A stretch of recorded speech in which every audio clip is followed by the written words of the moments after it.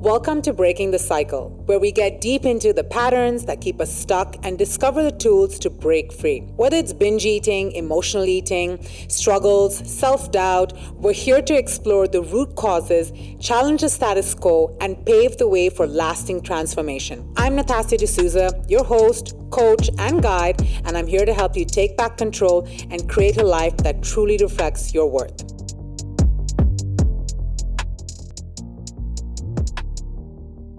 Hi, everyone. Welcome back to Breaking the Cycle. Today, I have with me a very special guest, someone that I've been waiting for to come on since last year sometime, yeah. And we have with us today, Rory Thomas Brown. I hope I pronounced that right, Rory. Perfectly. And he is an eating disorder specialist. And I'm just so excited to dive into everything ED, everything around diet culture, restrictive dieting. Rory, thank you, and thank you for joining us today. Thanks so much for having me. I'm really looking forward to being here. Yeah, me too. Rory, if you just want to start by telling us a little bit about yourself, a little bit about what you do, and then we'll take it from there. Great. So I've been working in the health and fitness industry for the last 17 years, and it wasn't actually a planned course of action for me. So growing up, I really wanted to be an actor. So when I was going through high school, I was getting big into drama, and I'd actually landed a really big role for a play that we were supposed to be performing around Australia. I got lead role. So I'm super excited about this, getting ready to go and travel, thinking this is my gateway ticket to fame.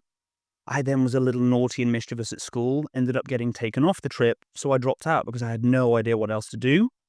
So I started off my career, quote unquote, as a toilet cleaner, wondering what on earth's gone wrong in my life, feeling a little bit lost as a 17, 18-year-old lad, and starting to navigate the reality of going, well, drama's off the cards for me, so what am I going to do now?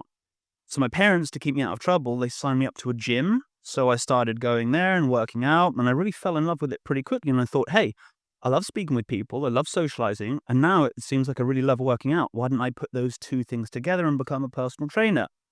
So I upgraded from cleaning toilets to cleaning treadmills, and then I thought, this isn't for me, I'm going to do this privately. Set up as a private coach, ended up building my own studio, which I ran from my family house. It was absolutely fantastic. And then to tie in my personal story with this, I was in a relationship at the time, and we'll speak about relationships in the show because I think this is a fascinating piece. I really struggled with the notion of not being good enough, right? This was the sort of the mind-made prison narrative that I was living in. And slowly but surely, just the subtleties of the gym and the training and nutrition, it just started to take a little bit of a sinister influence in my life, to the degree that, I started becoming very, very obsessed with training, incredibly conscious about my body and body image. Food then became something which was very, very disordered. I was either incredibly strict, eating clean, as you know from your own personal journey, or then going completely AWOL and getting stuck in that binge restrict cycle. And it was just this perpetuating, reinforcing cycle that I wasn't good enough, because no matter how perfect I tried to be, no matter how perfect I tried to be with my body, my training, my food, it always ended back up in failure. And push came to shove, Natasha, when I got to a point where I didn't want to be alive anymore. And that was such a savage chapter of my life, because I'd been this happy-go-lucky kid on the stage, loved performing, loved acting. And then I remember being in my car and being like, I could just drive off this bridge and that's me done. All the invasive food thoughts gone, the food preoccupation gone, the binge guilt just gone. And that was the turning point for me, for realizing, wow, something big is going on here. I've been sitting on this for a long period of time. My family knew stuff was up.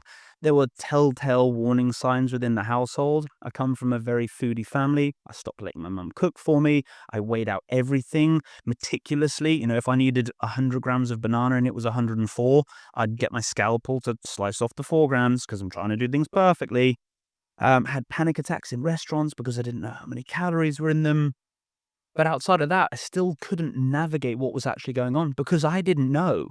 Now, this is back in my late teens, early 20s, right? I'm 34 now. So this is also from a generational standpoint where eating disorders weren't that spoke about. Outside of things like anorexia in the celebrity world, we didn't know lots about binge eating. We didn't know lots about bulimia. In the context of male mental health and well-being, we didn't know lots about body dysmorphia and body image issues. So I just thought, I'm going mad. And I remember going to the doctors after my suicidal ideation, and they just said, look, we can put you on antidepressants. And that was a big no-no for me. Not that I'm anti it, maybe we can get into it in today's conversation, but I was like, that's just going to mask the problem. I want to figure out what happened and why. So that then led me on a real self-introspective journey. I then That's began to fine with find out about the mind, 100% find out about the mind. Then it led me down an incredible route with my studies, studied a variety of modalities from psychology, psychotherapy, NLP, got really influenced by a lot of Eastern principles, breath work, somatic work. And I started just to put it all together into what I now call like my personalized way of helping other individuals navigate the very same challenges that I did.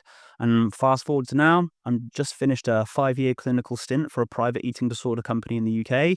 And now I'm working privately out here in the wonderful city that is Dubai. Yeah, that's amazing. Thank you so much for sharing your story. Pleasure. There were so many nuggets there that I wanted to tap into. The one that stood out the most, and I know that I found in conversations with clients, and I'm sure you do, is this idea of perfectionism. It needs to be 104. It needs to be 100 grams. If it's 2 grams more, I'm sorry, that's not happening. It needs to be this way. If it's not this way, then everything's thrown out the window. There's this whole concept when it comes to binge eating in specific. And please, if you could also talk about the other spectrum, which is anorexia as well, and how it impacts them. It's that I'm either doing everything perfectly and my day is perfect and I can give myself a big green check mark, or if I have even one idea or thought or act in that day that's off, that's it, I'm signing it off. It's a binge day. I'm writing this day off completely, and we start tomorrow or we start Friday. How did that play out for you, and what's really going in an individual's mind when that's happening? Beautiful question. So fundamentally, I believe that everyone's suffering comes down to the fact that they are, to some degree, living in what I refer to as the mind-made prison. Right? So my mind-made prison stemmed from a narrative of, I'm not good enough. Now, if you imprison yourself within those 4 walls, you can dress up those 4 walls and make that prison look as pretty as you want. You can hang drapes, you can do wallpaper, you can have a TV, but you're still in that prison. So for me, I was always trying to get away from the narrative of not being good enough. And what did I attach to that? Well, if I'm perfect and have the perfect body and da-da-da-da-da, all attaching these sort of future ideals, then I'll be worthy of love. But actually, the work that I do with individuals now is, rather than dealing with the what I call the superficial problem, because look, let's be honest, food isn't actually the problem. Food is the presenting symptom. The anorexia, not the problem. It's the manifestation of, same with binging, same with bulimia. And it's all, if you link it back, it's all an extension from some form of self-perceived inadequacy. That who I am is not good enough, not worthy enough, not beautiful enough, not safe enough.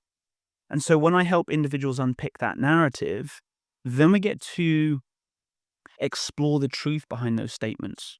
So like I said to you, a lot of my stuff, when I link it back throughout childhood, this narrative that I was carrying, it didn't stem just from one event, right? Again, when we think of trauma, there are degrees to trauma. And Dr. Gabor Mate, if you're familiar with his work, the way he's always described trauma is it's not necessarily about what happened to that individual. It's about the meaning that they attached to what happened about themselves. So there are a number of things that happened, like in my relationship, that to me, on paper, they're just neutral events. They're just events that are happening in a relationship. But to me, they fueled my story. Now, if I'm living in that story, everything is a reaction. Everything I do is a reaction to that story. But actually, when you diffuse the truth of that story, all of this superficial stuff starts to dissipate. And that's the way I work with my clients. Absolutely. That's spot on Mhm. how it needs to be. The control element that comes in, because there's a sense of control that you feel when you tell yourself, you know what, even though I'm feeling like I'm not good enough, if I do this, it's going to give me that sense of control that I can grasp the situation at hand. What is that individual feeling? What did you feel in that situation when you were controlling that 2 grams, or that, those moments, right? What was the satisfaction that you were getting? So, what you're feeling in that moment is anxiety, Mm, right? And the anxiety is fueled, if we think, our thoughts generate our feelings. So anxiety is the manifestation of the thinkings that I'm having beforehand. So for me, it's if. If it's not like this, then. If I'm not perfect, then I'm going to gain weight, which reinforces the fact I'm not good enough. Again, you just picked up on the notion of perfectionism and how it ties in with control.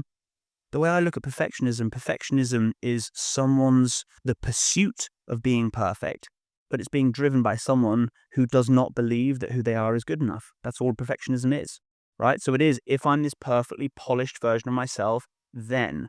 Now, if you think about what you are creating for yourself there, it's conditional rules. Conditional, right? Rumi has a beautiful quote. Yep. And he said, your task is not to search for love, but to search for the barriers within yourself that have stopped you from receiving it. Right? Now, when you really get that, all of us as human beings, Natasha, we all need to feel seen and feel heard to feel loved. So many people have experienced a number of chapters and circumstances and experience in their life, which we might call traumatic. And those traumatic events, rather than that individual leaning into what was actually needed during those times, which fundamentally, I believe everything always comes back to love, they then strive to cope, right? So now everyone's got coping mechanisms, be that drink, drugs, food, alcohol, porn, gambling, you name it. But again, these are all the superficial symptoms to what's actually going on in that person's life. Does that make sense? Absolutely. Yeah. Absolutely. I love that. And how do we, the question I always get asked, and I hear this from my binge eating clients, is I wish I was on the other end of the spectrum. At least I wasn't, at least I won't be eating then, you know? And so, given the fact that you deal with clients on both ends, the anorexic end, the bulimia end, the binge eating end, um, what makes an individual pick one over the other? Is it life circumstances? Is it environmental? Is it family upbringing? Do you see any patterns or developments there? It's a really good question. And do you know what? I wouldn't say there are any patterns per se from someone who's driven towards anorexic behaviors versus someone who's driven towards more bulimic or binge eating. I would say the fuel source is still the same, and that we come back to that mind-made prison analogy. And someone's form of control might be to not eat. Someone else's form of control might be to eat, but it has to be perfect. It's got to be these measurements. I've got to be tracking everything on my fitness pal and weighing out all my food. So it still comes back to the control piece. But again, control's a funny one because if you really stop and think about it, there's very little in life that we actually can control, right? Right now, it's just you and me. We're here. I can't control anything I said 5 minutes ago, and I don't really know what either of us are going to be saying in 5 minutes' time. So the concept of control is illusionary, right? And the more you think you have to try and control, the greater the fear you will experience of losing it. And that's the pattern that people find themselves in. And if you are living in fear of losing control, there's your chronic anxiety. And then this is the next problem. You now go to the doctor and you tell them that you have anxious periods or anxious states, and the doctor now labels you with chronic anxiety. So now I've put you back into another mind-made prison, which is I have anxiety. I'm labeling myself, which if I'm labeling myself with I have anxiety, I'm identifying as being an anxious person. And what am I going to try and do? I'm going to try and get away from that again. But it's not actually true, right? If I cut you open, I'm not going to find a label that says Natasha anxiety. No, it's just a story. So it comes back to the power of the language that we use, because the power of the language that we use so influences the thoughts that generate our feelings, that generate our actions. It's always that. That's what I always come back to. Yeah, absolutely. I mean, I'm high functioning anxiety. And when I went to the doctor, exactly like you, he said, here's a slew of pills that you can take to kind of be back on track. And I said, absolutely not. I'm not doing that. I'm not doing that whatsoever. And he said, do this or struggle for the rest of your life, is what he said. And that wasn't the solution. And it's so sad to see how these pills are just handed out left, right, and center. The individual, and I'd love your take on this, but these pills, I mean, as helpful as they are, and I believe some people do need them, right? But sometimes in some situations, I feel that they're not allowing the individuals to actually dig deep. There was something I seen on your Instagram that said you have to choose your heart, right? I can choose my heart to struggle with how I feel after I binge eat, or I can choose my heart and fight and resist that urge to binge and find another form of coping mechanism to make me feel better. I believe that if I can just pop a pill and it is going to put me into this steady state of, let's say, Zen, I won't get that opportunity to choose my heart to do better for myself and grow. And I'm wondering what your take is in and around that and the medication that's being provided for individuals that are struggling either with anxiety or depression, or any state of that matter. Hmm. I heard it put a really interesting way. It was like, it's not a healthcare system, it's a sick care system. So we medicate the sick, right? And obviously that's profitable, okay? And look, I'm not speaking ill here. I appreciate there is context to individuals getting help, right? Not an issue at all. But like you've just said, the danger is that we end up wallpapering over the cracks. One of my favorite quotes in life comes from a guy called Peter Crone. He says, "Life will present you with people and circumstances to reveal where you are not free." I believe the ultimate goal in life is that we continue to transcend the challenges and the limitations that we all have as individuals, rather than succumb to them and say, "Oh, this is just who I am. This is just what I do. So I'll just take this," and end up living a bit of a mediocre life. I want to help people live awesome lives free of any of those kind of constraints. Yeah, absolutely. I mean, and hence you do the work that you do. I'd love to know what your thoughts are, and I just am so eager to get into this. Is restrictive dieting and diet culture? Okay, we've been Where do we start? exactly, Yeah. exactly. Specifically now in the month of January, I can't believe we're in 2025 and I'm still seeing adverts of this sort. I've actually Yep. called these people out.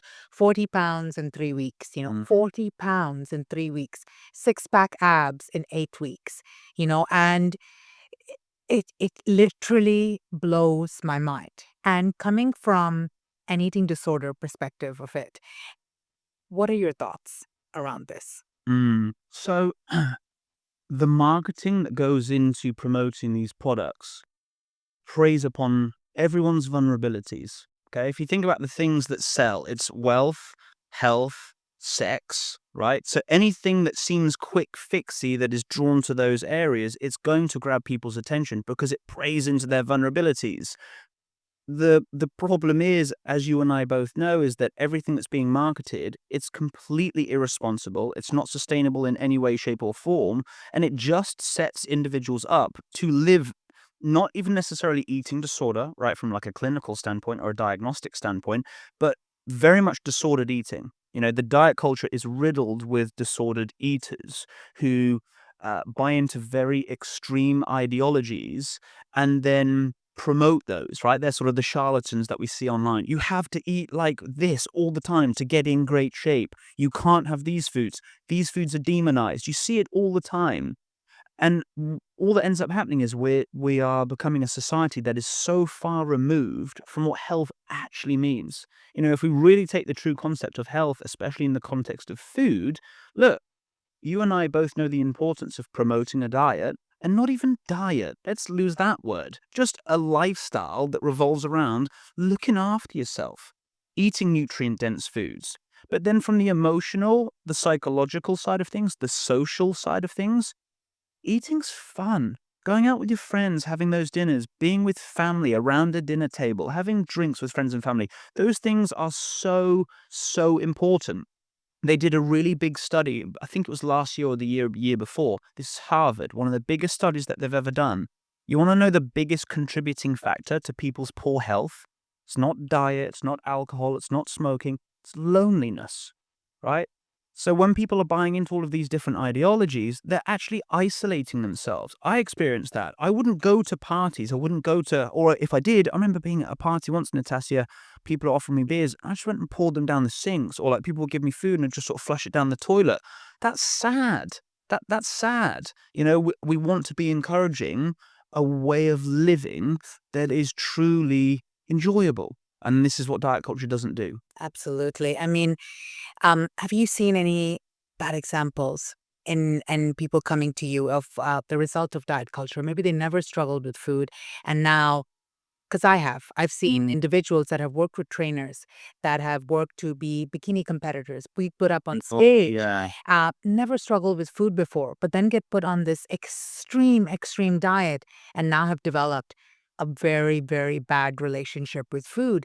And there's no turning back. There's pointing blame. There's, if I'm not eating 100 grams of broccoli and 100 grams of rice, then it's completely wrong and I'm throwing everything out the window. Have you experienced that with Yeah, people that you've worked with? totally. And I just want to pick up on something that you've said then, because isn't it interesting how if you think about your perception of health and fitness, for the majority of people on their Instagram newsfeed, it's all of these guys and girls who are absolutely jacked and shredded and using anabolic steroids. But that's not actually health and fitness. That's bodybuilding, right? And it's not a particularly healthy pursuit, as you've just explained with some of the clients that you've worked with. So there's so much more to health than just the aesthetics. I think that's the first thing.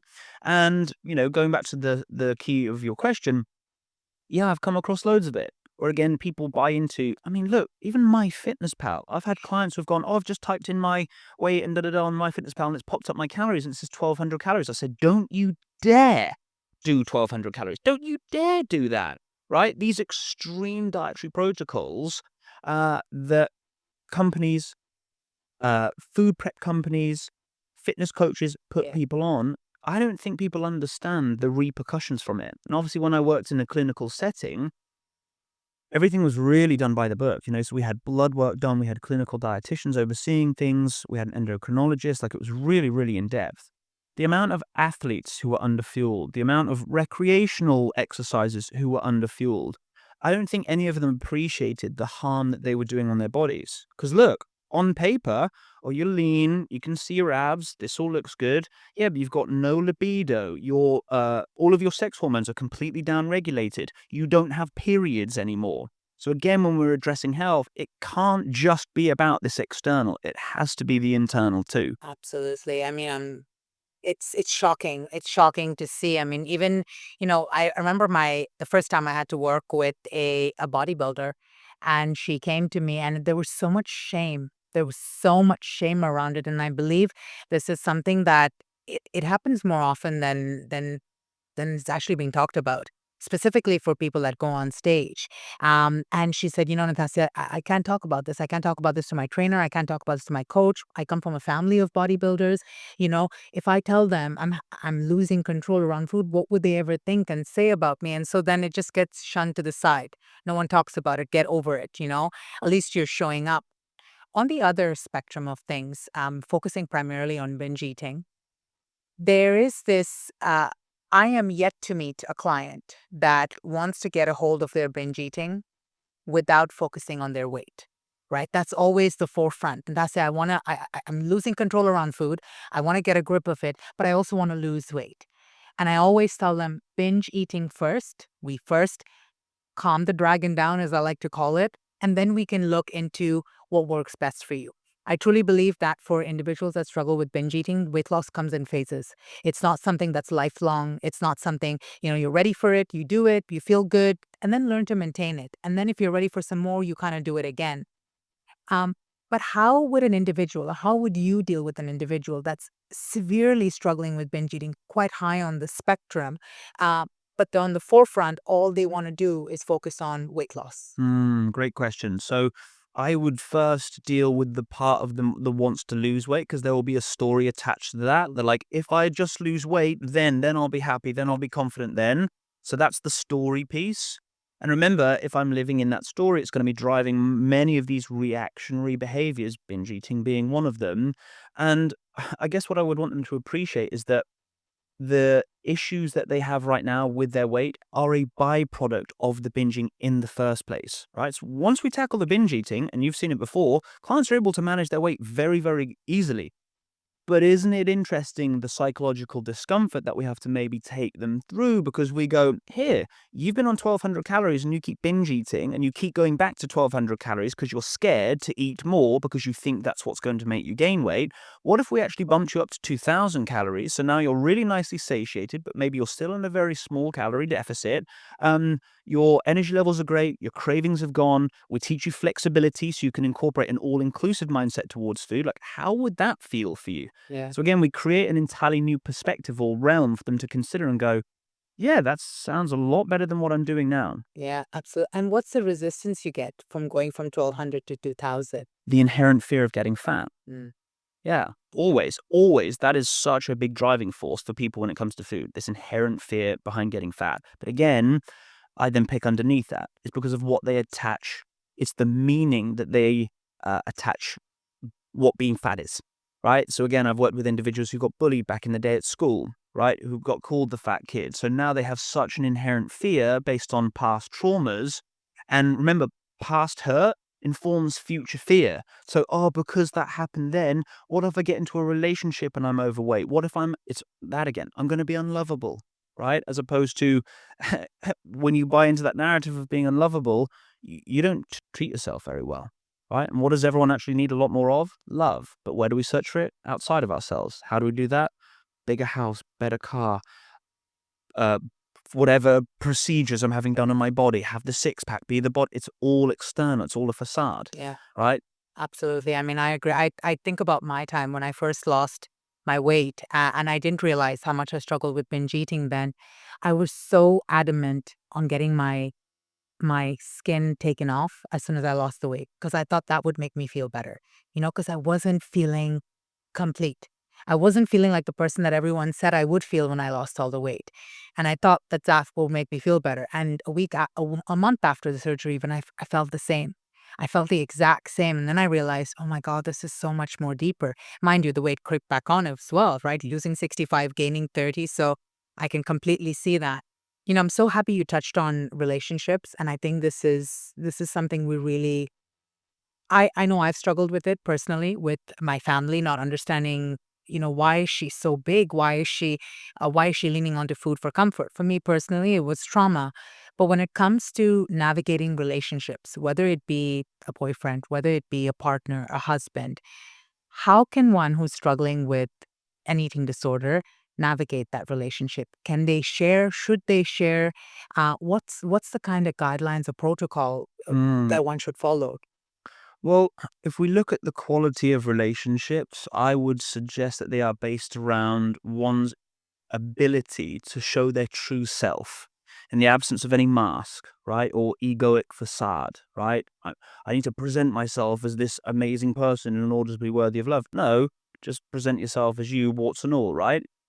Where so many people fall short in relationships, even in the absence of binge eating, just relationships, period, is the communication skills.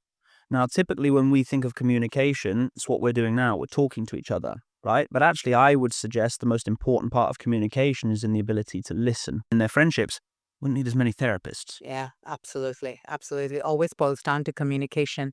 Now, what if the individual that you're trying to explain to um, doesn't believe in the eating disorder or pretends like it doesn't exist, pretends that you're making it up, they don't believe in binge eating Mm. or things of that sort? The person who's struggling with it or the person that they're speaking to? The person they're speaking to.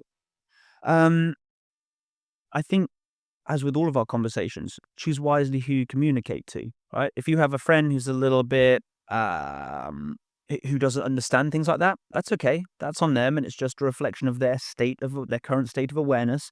And we can't hold them accountable for that. It's just, that's where they are.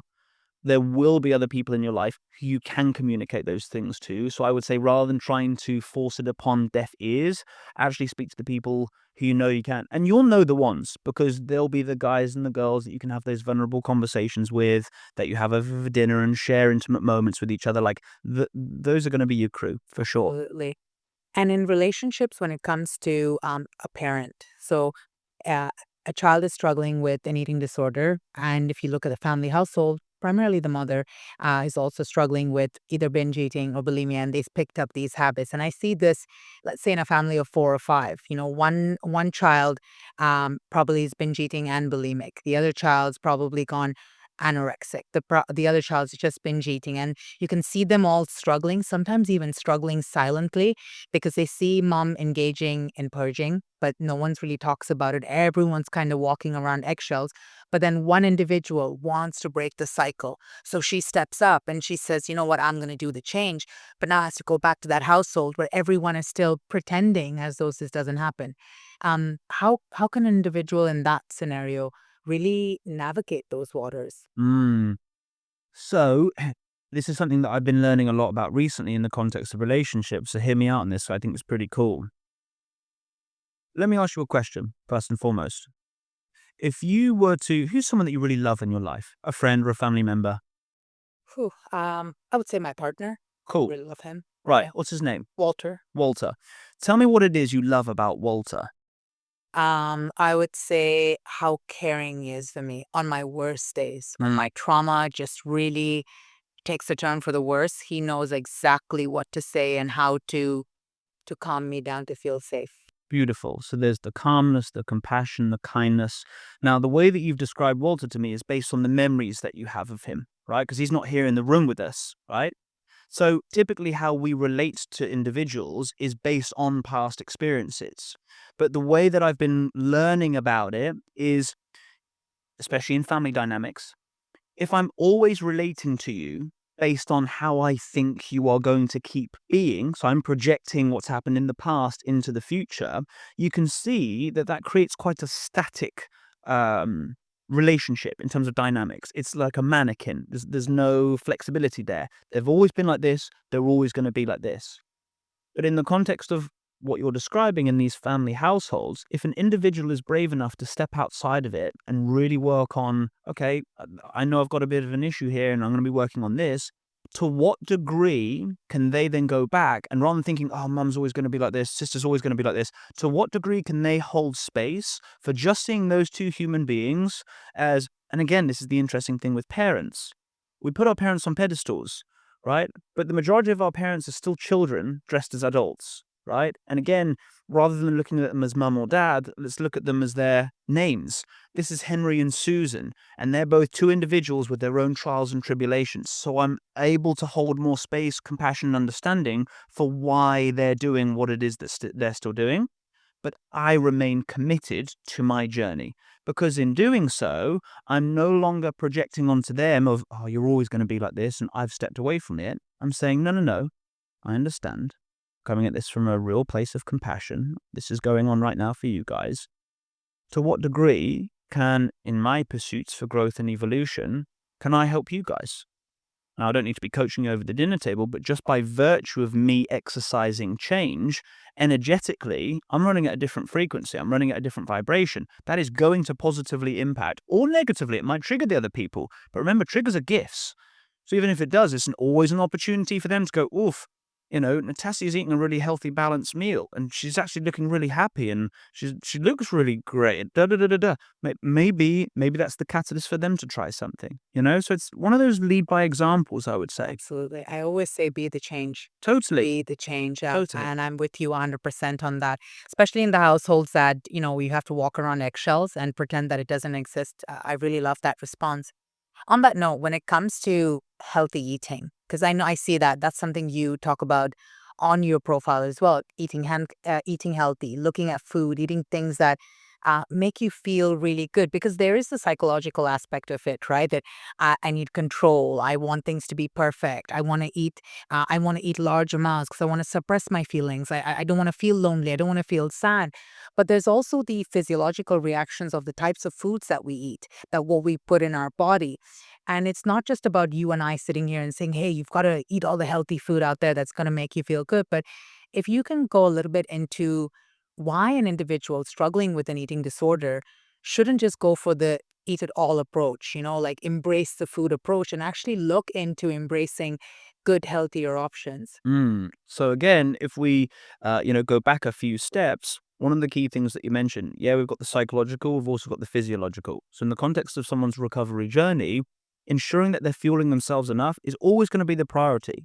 I've had clients who have come to me in the past who have just had therapy with no nutritional support. And there are limitations there because you can do as much therapy as you want. If you're still restricting, if you're still in that all or nothing mentality, you will still be stuck in a binge eating cycle. So we address the physiological side of things. And then from the psychological, you said these individuals, they're eating to suppress their emotions. People use food and they classify it as like a source of comfort. I'm comforting myself. No, you're not, right? Because it's not actually a source of comfort because of the aftermath, the shame, the guilt, and so on and so forth. People say, oh, I'm using food to distract myself from it. No, you're not. It's an avoidance strategy. You are just avoiding what is actually going on. And there's a great quote that speaks to me now from Carl Jung, what you resist will persist, right? So the more I continue to resist what is actually going on in my life, be that sadness, loneliness, boredom, whatever, the more I continue to resist it, the more I will convince myself. Remember, we soothe ourselves with the stories we want to believe. I'll convince myself that, oh yeah, this food's going to make me feel better. No, it won't. It's just a really great avoidance strategy and you've just gotten really good at it. But the part of you that doesn't feel good that uses food to feel good will never feel good. Does that make sense? Absolutely. Yeah? Absolutely. There's that two-pronged approach, Yeah. always. Absolutely. And then the nutritional aspects of food. So when you are, let's say, speaking with a binge eating client or speaking with someone that's purging, what are some of the nutritional elements that you bring in for them not to now become obsessive over the healthy food aspect of things, but just the approach that you bring in for them so that they feel like I feel balanced, Mm. because that's what we're trying to achieve. I feel balanced. I don't have to be all or nothing. I don't have to be one extreme or the other. I Yeah. don't have to be dieting and losing weight or binging and gaining weight. I can be this happy medium in between. And so, what does that look like for an individual? I think this takes us back to the diet culture chit chat, in that a lot of people actually need educating around the fundamentals of nutrition. And really, there are some quite simple fundamentals when we really start to explore it that can be mind blowing and very, very impactful for some people's lives. When people appreciate it, they're like, oh, wow, I can have a cookie and that's not a bad food. And it doesn't mean I'm just going to gain weight because I had it. It's like, yeah, for sure. So I think there's an educational component in there first. And then the educational coincides with the practical guidelines where, look, I want to meet you where you're at. Okay, let's sit down together. Let's look at a typical day in the life. Oh, you skip breakfast. Oh, and then you just have a salad at lunch. Oh, okay, no wonder you're so incredibly hungry by 3 p.m. in the afternoon, and that biscuit then turns into a pack, which turns into da da da da da da da. So then in the educational thing, I'll say, well, look, breakfast is actually a really important meal, especially for women. Great for balancing hormones, blood sugar levels, satiety. Let's look at the kind of breakfast you do have or have had in the past. Then we can build from there. Oh, you normally just have toast? Okay, I mean, that's better than nothing. But what if we were to make it a little bit more balanced? Here's what a balanced meal looks like. We want to have some proteins. We want to have some carbohydrates. We want to have fats. Here's some more education on what those macronutrients do for you. Let's play around with this as a portion size. Feels a little uncomfortable? That's good. It's because it's new. If it felt familiar, you're skipping breakfast again or you're just having a piece of toast, right? A lot of people, when it comes to change, they resist it because that fear component is, oh no, this feels uncomfortable, right? It's not that it's actually uncomfortable. It's just unfamiliar. It is new. Try it. What's the worst thing that's going to happen? You feel satiated? You feel energized? You don't binge that day? That doesn't sound too bad to me. So it's that step-by-step approach, Natassia. Education and then implementing protocols so they understand why they're doing what we're talking about doing. I'm so happy you spoke about breakfast. I had a video on Instagram that went viral. I think it was 5 million, 7 million. I can't remember. And the video was the importance of breakfast, right? And I put it in the context of emotional eating on how anyone that struggles with food should not be skipping breakfast. It should be the most important meal of your day. And people in the comments tore me to pieces. They were like, breakfast means break fast. What are you talking about? In this day and age of intermittent fasting and autophagy and new cells and things of that sort.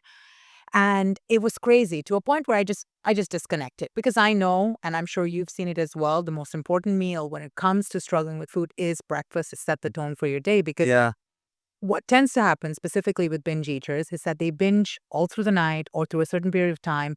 And then immediately it's like, yeah, but I'm going to fast the next day. It's that restriction mindset, right? And so I want to get into that binge and restrict cycle because that's what's playing out. And this is why I very importantly put it in the context of emotional eating, binge eating. For an individual struggling with binge eating and that binge and restrict mindset, why is breakfast important? And why does that cycle play the way that it does? So, fundamentally, your body requires X amount of energy throughout the day, right? If you wait prolonged periods of time until you start to give your body that fuel, if we look at our hunger hormones, right? So we have two really important hunger hormones. Ghrelin gets secreted at normal meal times. So for me, if I normally have breakfast, lunch, and dinner, ghrelin gets secreted around those times, preparing me to eat. Then I eat a really nice balanced meal, and my body then secretes leptin. Leptin is what we call our weight management hormone. Why? When I'm full, what don't I think about anymore? Food, right? So starting off just by educating people around that and the importance of satiety, because I don't know about you, but a lot of clients are fearful of being full because full means I've eaten too much because they associate it with like the fullness of a binge. So knocking the binge restrict cycle and coming back to the importance of breakfast, if we, and I like the way that you say it, it's like starting with the right tone. Because from an intentional standpoint, if I am consciously creating a really nice, beautiful meal that I enjoy eating, that satisfies me and satiates me, that is symbolic of me being committed to doing something different. Because remember, if I'm not committed to curating something different, I'm running on autopilot. What's autopilot? Skipping breakfast and finding yourself in the binge restrict cycle. So breaking that habit is going to feel not uncomfortable, but unfamiliar for someone who has been stuck in that binge restrict cycle for such a prolonged period of time. So if we start ourselves off with a really nice balanced meal, I'm going to have great energy. That's going to be balanced until around lunchtime, where then I'm required to eat again. Okay, and I'm going to have something again which satisfies me, both mentally, physically, emotionally, because all of those components are important. That will take me through till maybe an afternoon snack or even through till dinner time, by which point, and this is one of the biggest things, I've barely even thought about food. Because one of the biggest issues for people is if I underfuel myself, not only am I going to be experiencing a lot more hunger, but where's my preoccupation? My preoccupation is towards food. Typically, these people who are stuck in the binge restrict cycle have distinct food rules. I can't eat this. I can't eat this. What foods speak out to them the most when they're preoccupied? It's the ones that they're always telling themselves they can't have. They have a little bit of it, and boom, all hell breaks loose. Absolutely. I mean, I think about my binge eating days, and I tell myself, oh, I mean, if I've had one now, I might as well have the whole pack, right? It's that entire philosophy of I've taken one, I might as well eat the whole box. Yeah. And it's so crazy how it played out, and awareness around it is so big because once you see it, you can't unsee it Absolutely. whatsoever. On that note, one of the takes that I want you to give your opinion on, please, is intuitive eating. And I believe intuitive eating has become really loud in the space of the past 3 to 4 years. I see many a binge eaters finding or looking for recovery in that intuitive eating approach. Um, for me personally, in order for you to become an intuitive eater or to take on intuitive eating, you need to be in connection with your intuition, something that a binge eater has no clue of in the beginning, right? They don't know those two hormones, the ghrelin and leptin. They don't know hunger. They don't know fullness. So again, I believe it's a scam that's being put out in the market, encouraging binge eaters to have a free-for-all, eat as you please, eat till your stomach feels really full, which in its own shape or form is actually fueling the behavior. What are your thoughts on intuitive eating? So I refer to it like intuitive eating's become this buzzword, right? It's almost like another diet. Yeah. Um, I use the term instinctive eating. Okay, so I eat instinctively, which means there are days where I'm really hungry, so I end up eating a little bit more, especially if my activity levels have been high. And there are other days, by virtue of not doing as much, where I might not be as hungry. And likewise, I might have some rest days where I'm not doing a lot and I'm really hungry. But the instinctive approach is honoring that. Now, you can't just start there. Like you said, if you are so out of tune with your own intuition because you have ignored your hunger signals and then ignored your satiety cues for such a long period of time, it's going to take time to rebalance. So the way that we would always work is you've got to have a bit of a mechanical plan of action, right? Let's teach you just to start off with getting into the routine of regular eating. Let's get you into the routine of introducing some of these foods that you've been avoiding in a really nice, sensible way. Let's do that for a prolonged period of time, right? Now, how are you feeling? Okay, great. You're starting to feel more relaxed around food. Great. You're noticing a little bit of what hunger feels like. You've had a nice portion of X, Y, and Z for your breakfast. You feel satiated and energized. Fantastic. Then we just continue to build from there. This is the whole thing around confidence. Confidence is conditional. You're not just born with confidence, okay? If I got you to come in and do a brand new podcast for the very first time, you've never done an episode before, you'd feel really nervous. But you've done loads now, so there's that level of competency. So in the context of people's confidence with food, it's gonna come from repetition. And a lot of people don't give themselves enough time. So trust and patience are going to be two very, very important virtues when we're working on this mechanical eating that then, eventually will lead to intuitive eating because you won't even need to think about it. I love that. I love instinctive eating. I love that. I want to go back to your personal story and where you've come from the whole control aspects of things. Because the journey is ongoing, right? I don't consider anyone healed. I say it's healing. We keep going on this journey.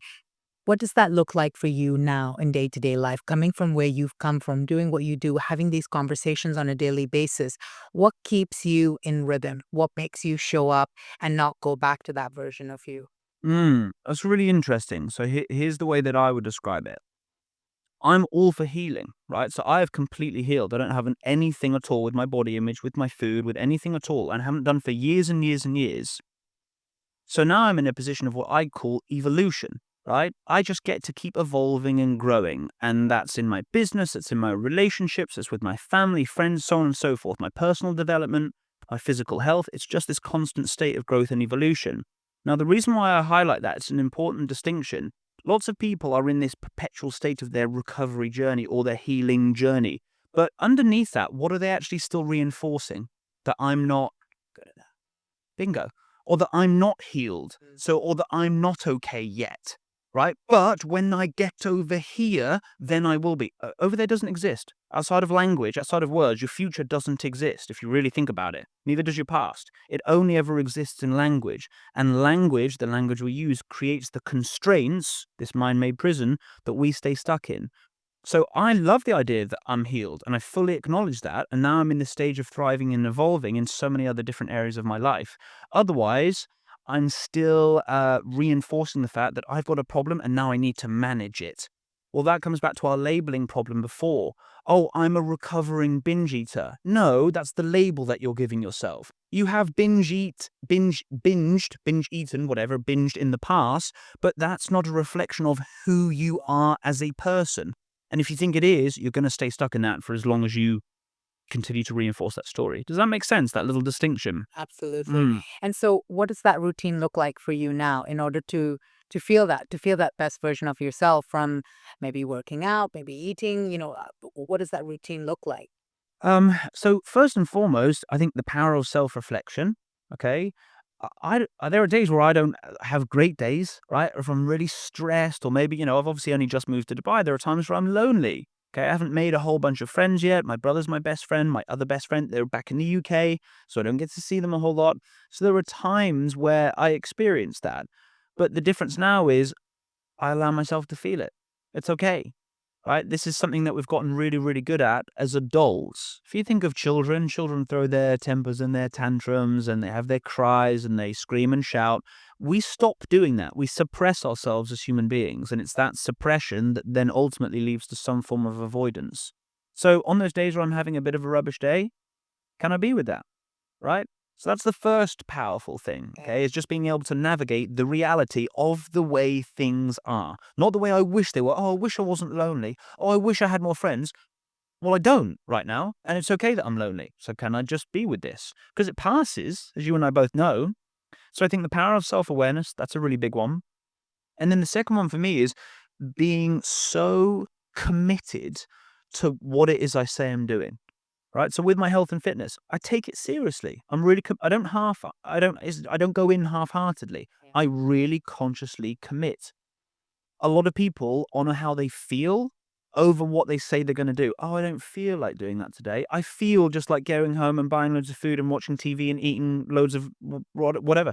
Great. Well, then you're going to have to pay for the consequence of that. So take responsibility for where you're at, and where can you be ultimately so committed to what it is you're creating? I've got big goals, big visions, big things ahead of me. The only place that I can act on those is right here, right now. Some days, and I'm a human being too, okay? Some days aren't very productive. Some days I procrastinate. Some days I have the doubts, just like you and the film crew in here. We're all human. So, but I'm really real about that. I'm not striving for perfection because I know it doesn't exist. Yeah, You know? absolutely. I just read this book called F Your Feelings. Okay, yeah. That's such a great book, such a great book.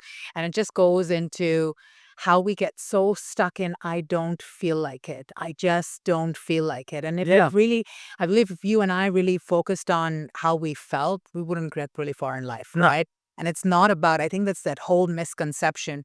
It's, oh, honor your feelings, or really honor them, right? And yeah, to a certain degree, you should, when it's you not being able to stand up for yourself, when it's you not being able to say no to someone. But honor your feelings when it comes to who you want to be and how you want to show up. I think you said that's such a great point there. Now, if you want to give us some tips and advice for people that are listening, that are currently in the boat of either struggling, no self-awareness around it, not spoken up about it, not seeing someone at the moment, where do they start? What do they do? What's some advice that they can take on today, right now, to move forward? So I think the first thing is when you are ready for help, and you'll know the day that you are, help is there. That's why you do what you do so well. That's what I do. That's why I do what I do so well. So on the day where you're ready for help, it is there. Outside of that, lots of people maybe aren't at that stage where they're ready to do anything about it. The worst thing people can do is force them into that. That's okay, right? You navigate your own journey because everyone, I believe, is exactly where they are supposed to be because that's the reality of where they are. Now, if someone's thinking, okay, I'm really ready to do something, but I don't really know where to start, inevitably having guidance is going to be incredibly important. Now, look, that guidance might just be you having a conversation first and foremost and breaking free from the self-imposed sort of shame and stigma that you've been carrying. Going having a chat with someone you really love, speaking to your partner. I've had clients who have been battling with things for decades before they come and see me, and they've never said anything to their partner about it. Right? That's huge to be carrying that. So again, that start point might be to say, hey, can we sit down? Like I've got something to share and I feel really brave and I'm really stepping into my courageousness, despite it feeling scary, to talk to you about this, to tell you what life's looking like for me right now. I think that would be a really powerful start point because what you're actually allowing yourself to do, you're allowing your true self to be seen and heard. It comes back to that again. Absolutely. That's beautiful. Thank you so much, Rory. Thank you so much for sharing. And any last tips of advice before I tell everyone where they can find you? And as far as eating disorders go, binge eating, living their life, that you'd like to leave for the audience?